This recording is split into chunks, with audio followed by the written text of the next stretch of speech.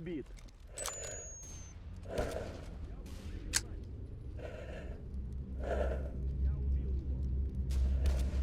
Уничтожаю его.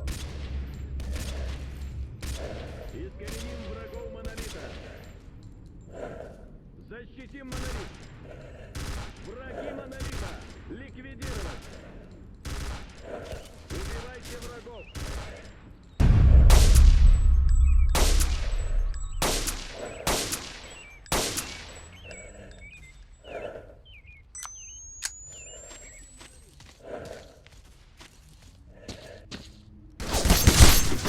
We can't wait any longer. We're leaving in 60 seconds.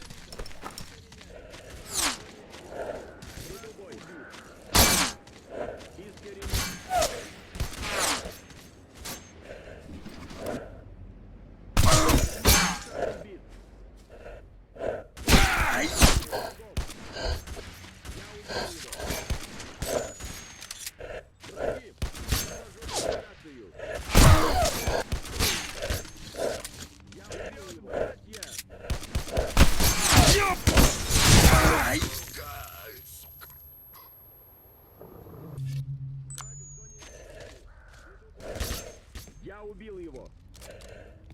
Искореним их, братья. Вражеская единица в зоне поражения. Противник.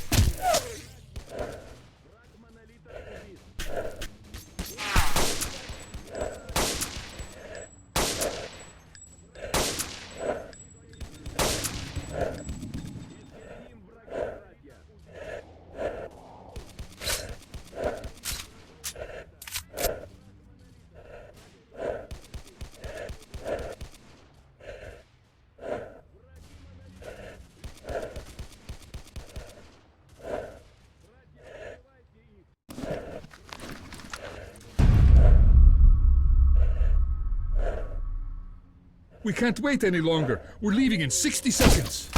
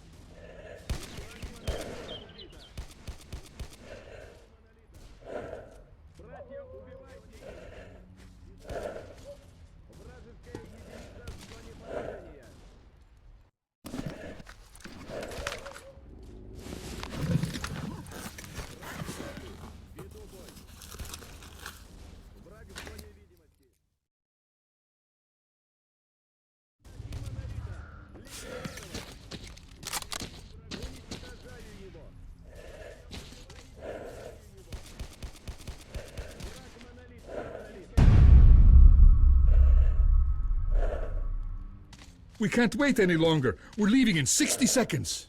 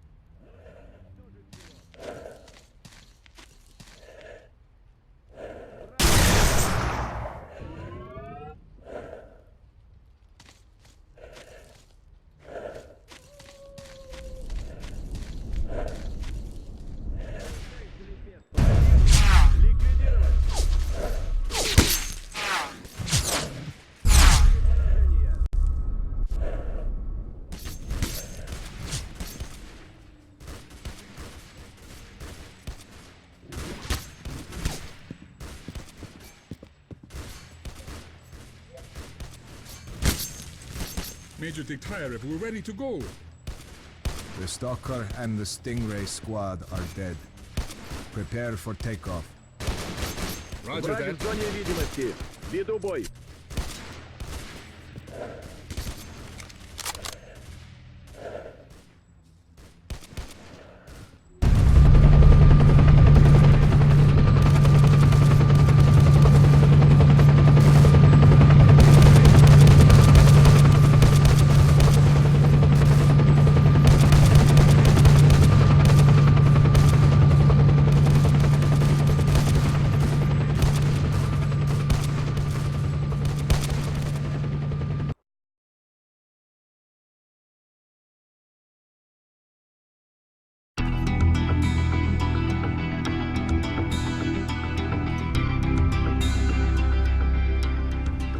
As a reward for successfully completing his investigation, Degtyarev was offered a promotion to colonel and the position of mission coordinator. He declined the opportunity to work at the HQ and submitted a personal request to be the information about the development of psi devices obtained by Degtyarev alerted USS commanders. All the information gathered on X-designated laboratories was removed from military archives and filed as top secret. All personnel working in the zone were ordered to prevent the disclosure of information about the laboratory. Several experimental samples were made on the basis of technical documents for Item 62. Following a set of test trials, it was decided not to go ahead with large-scale deployment of the weapon due to the high cost of ammunition. Nonetheless, it would be reasonable to assume that further development of the Gauss rifle is ongoing. Skadovsk became home to any and all who could reach it. Fierce stalker resistance did not stop the bandits from making regular and ultimately unsuccessful attempts to establish their so-called order on the ship. Despite this, following the destruction of the Bloodsucker lair, it's unlikely that anything could significantly change the state of affairs on the Skadovsk. The old ship became a temporary center of stability. In the ever-changing Freedom managed to earn the trust of stalkers at Yanov Station. Duty organized an assault in an attempt to regain lost ground, and Lieutenant Colonel Shoga was killed in a firefight soon after. The duty squad never recovered from the loss of its commander, and quickly fell. The scientific expedition, organized by Professors Herman and Ozarski, was a success. The data they collected facilitated the development of groundbreaking medicine and technology, which prompted the Ministry of Education to allocate additional funding for Gary stories about the Army's fate scared stalkers away from Pripyat. The few who dared to venture into the city ran into inexplicable phenomena, which added further dark strokes to an already gloomy picture of the dead city. Organized mercenary squads continue to be active in the zone. Their interest in the secret laboratories is becoming increasingly difficult for USS operatives to ignore.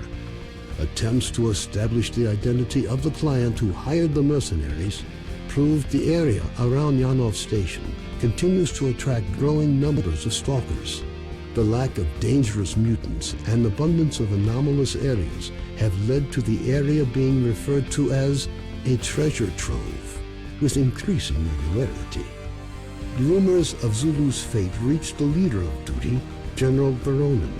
Counter to most expectations, Veronin decided to posthumously award Zulu with the Silver Shield, duty's highest decoration. Stalkers at Yanov Station still think of Vano now and again, recording his lightheartedness and skills.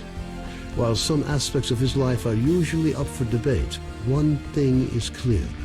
With his luck, looking for the list of casualties suffered in the course of Operation Fairway was amended with yet another name.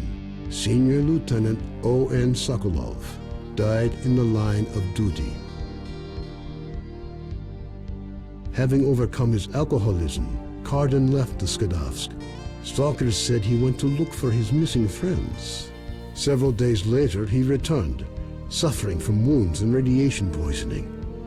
As soon as his wounds healed, he left the zone for the second and final time. Strelok's knowledge was lost with him. The information he found at the Chernobyl NPP, which could have been used to gain a better understanding of the zone, remained forever within its borders. It seems the zone knows how to keep its... Colonel Kowalski, commander of the Stingray Group, found his resting place not far from the majority of his squad.